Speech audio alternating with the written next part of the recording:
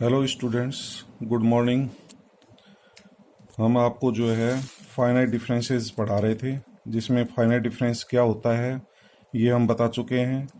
इसके पश्चात हमने फॉरवर्ड डिफरेंस ऑपरेटर पढ़ाया था और उसकी प्रॉपर्टीज़ करवाई थी तथा इस पर बेस्ड क्वेश्चंस आपको जो है करवाए थे।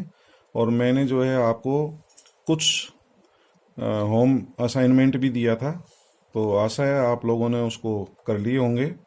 आज हम जो है आपको अग्रगामी अंतर सूत्र एडवांसिंग डिफरेंस फॉर्मूला पढ़ाएंगे कि एडवांसिंग डिफरेंस फॉर्मूला क्या होता है।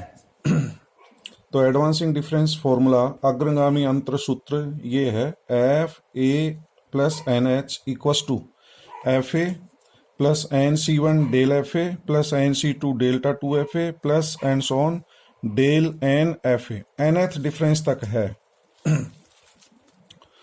इस सूत्र को हम सिद्ध भी करेंगे और ये सूत्र आपको याद भी रखना है। और इस फॉर्मूले को सिद्ध करने के लिए हम जो है मैथमेटिकल इंडक्शन मेथड के द्वारा प्रूव करेंगे। और मैथमेटिकल इंडक्शन मेथड आपको पता होगा कि क्या होता है। पहले मैं थोड़ा सा आपको बता दूं कि मैथमेटिकल इंडक्शन मेथड होता क्या है। ये जो आपका दिया गया रिजल्ट, हम पहले n इक्वस टू 1 के लिए देखेंगे कि ये रिजल्ट सत्य है कि नहीं है। उसके बाद n इक्वस टू 2 के लिए भी आप देखेंगे कि ये रिजल्ट आपका सत्य है कि नहीं है। इस प्रकार n इक्वस टू 1 और n इक्वस टू 2 के लिए सत्य होने के बाद आप ये मानेंगे कि दिया गया result n equals to m के लिए सत्य है, वो मानेंगे। और फिर आप ये सिद्ध करेंगे कि ये परिणाम जो है, ये रिजल्ट जो है n equals to m plus 1 के लिए भी सत्य होगा। तो हम जो है इसका प्रूफ स्टार्ट कर रहे हैं। हम जानते हैं कि del F a equals to F A plus h minus f a होता है। फॉरवर्ड डिफरेंस आपको बताया था कि del F a equals to F A plus h minus f a होता है। इसका जो है पक्षांतरण कर लें, एफ ए प्लस एच की वैल्यू निकाल लेते हैं। F A plus H equals to ये minus f a left side में ले जाइए, f A plus del F a, ये प्राप्त हो जाता है एफ ए प्लस एच का मान। अब आपका जो रिजल्ट है वो F A plus N H equals to ये सिद्ध करना है।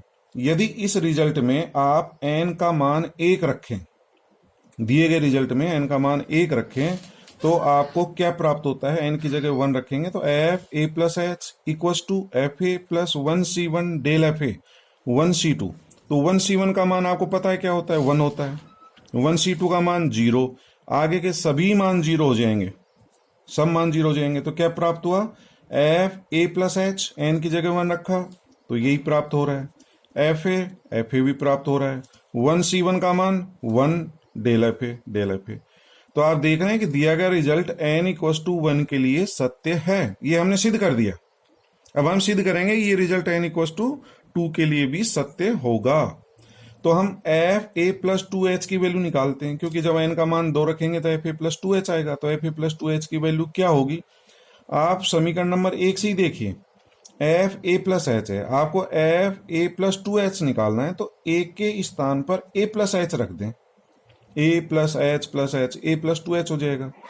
आपको ए प्लस 3h की वैल्यू निकालनी पड़े तो ए के स्थान पर ए प्लस 2h रख देना। तो इस तरह से आप मान रख करके निकाल सकते हैं। तो पुनः f A plus 2h equals to a के स्थान पर ए प्लस एच रखा, f A plus h plus del F A plus h. F A plus H की वैल्यू अपन निकाल सकते हैं, निकाल चुके हैं समीकरण नंबर 1 में। तो एफ ए प्लस एच की वैल्यू समीकरण 1 से इक्वेशन फर्स्ट से इसमें पुट कर देंगे। इसी तरह से यहाँ del F A plus H है, तो एफ ए प्लस एच की वैल्यू भी जो है समीकरण 1 से पुट कर देंगे। तो हमें ये प्राप्त हो जाएगा f A plus 2h equals to F A plus H की value f A plus del F A plus ये डेल ऑपरेटर तो डेल्टा, और एफ ए प्लस एच की वैल्यू समीकरण 1 से पुट कर दिया। तो हमें क्या प्राप्त होगा, F A plus 2h equals to F A, देखो एक डेल एफ ए यहां से आएगा, एक डेल एफ ए ये प्राप्त होगा। तो del F A plus del F a 2 del F A plus ये del into del delta 2 f a, तो ये डेल्टा 2 हो जाएगा। आपने घातांकों का नियम पढ़ा था प्रॉपर्टीज में, डेल इंटू डेल क्या होता है, डेल्टा 2 एफ ए। तो ये रिजल्ट प्राप्त हो गया F A plus 2h।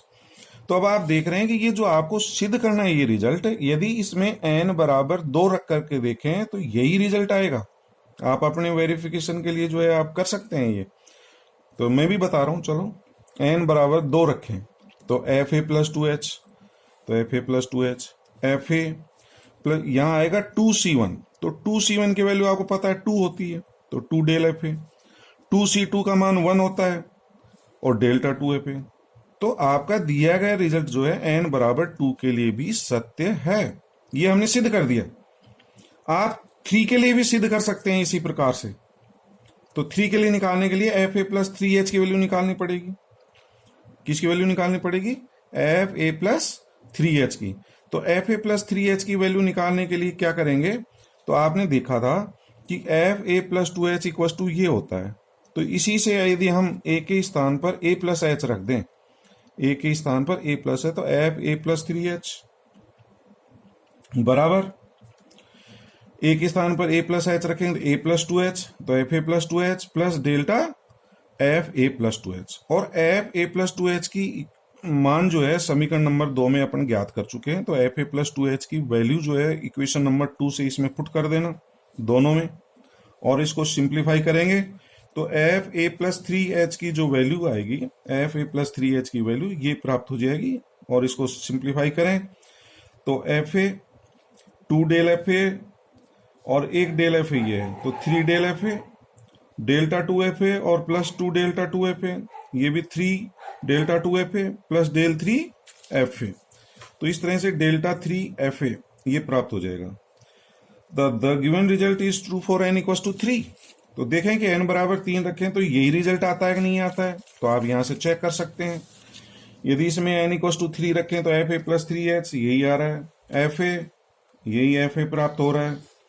3c1 का मान 3 होता है, तो 3 डेल एफ ए, 3c2 की वैल्यू वो भी 3 होती है, 3 डेल्टा 2 एफ ए, फिर 3c3 आएगा, 3c3 का मान 1 होता है, तो 1 हो जाएगा डेल्टा 3 एफ ए।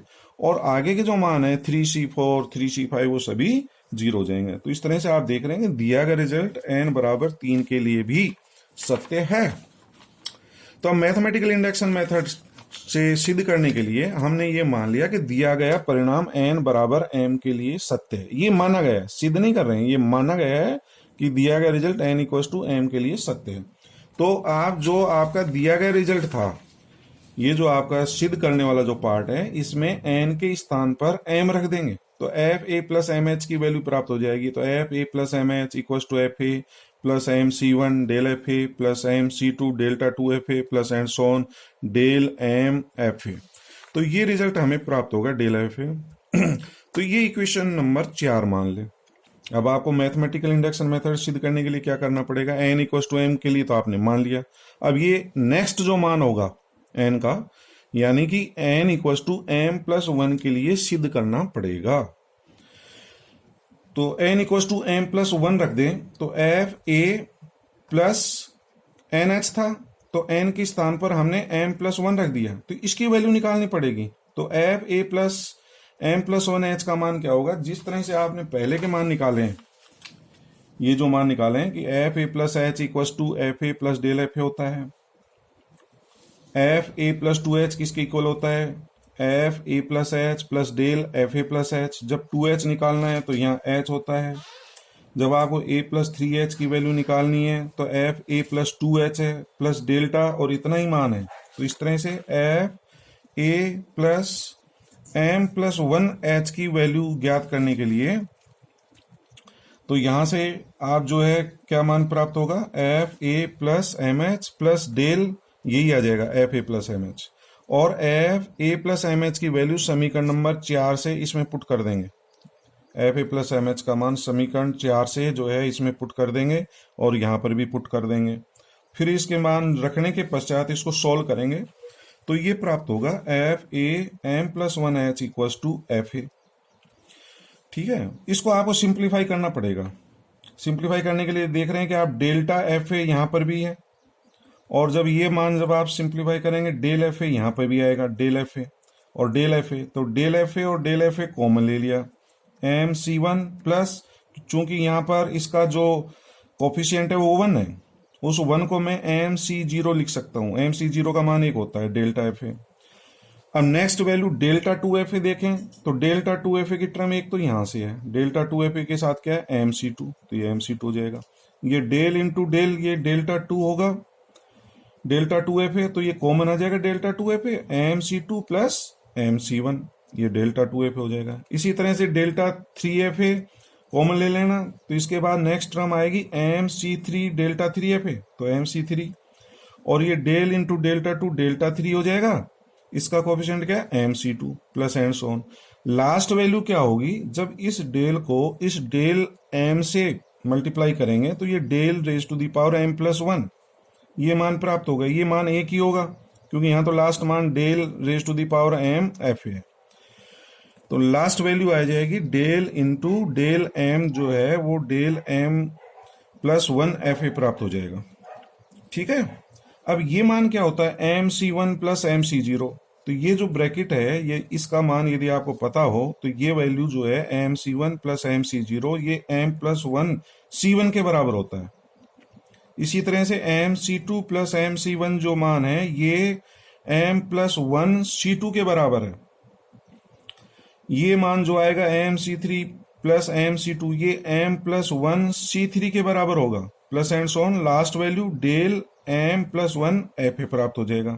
तो ये मान कैसे होता है, आपने जो है ये परमुटेशन कॉम्बिनेशन में फॉर्मूला पढ़ा होगा कि NCR प्लस NCR माइनस 1 इसकी वैल्यू, ये दोनों सेम है NN, और इन दोनों में आप देख रहे हैं एक का डिफरेंस है R है, यहाँ R माइनस 1 है, तो ये तो N जो सेम वैल्यू है ये तो N प्लस 1 होगी, और R माइनस 1 में क्या होगा N प्लस 1 CR। तो इसी फॉर्मूले का यूज यहाँ किया गया है, तो आप देख रहे हैं M दोनों सेम है तो ये तो M प्लस 1 हो गया, यहाँ 1 और 0 एक का डिफरेंस है तो ये 1 हो जाएगा M प्लस 1 C1, ये M प्लस 1 C2, तो इनमें से जो बड़ा मान है ना वो आ रहा है, देख ले यहाँ C2 है C1 है तो C2 आ जाएगा, C3 और C2 में किसका मान आएगा C3। इस तरह से ये मान निकाल सकते हैं। अब दिए गए रिजल्ट में यदि आप n equal to M plus 1 रख करके देखें, जो अपन को सिद्ध करना था, सिद्ध हमको ये करना था, यदि इसमें n के स्थान पर M प्लस 1 रखें तो क्या प्राप्त होगा FA प्लस M प्लस 1H equal to FA M plus 1 C1, तो आप देख रहे हैं M प्लस 1 C1 ही आ रहा है।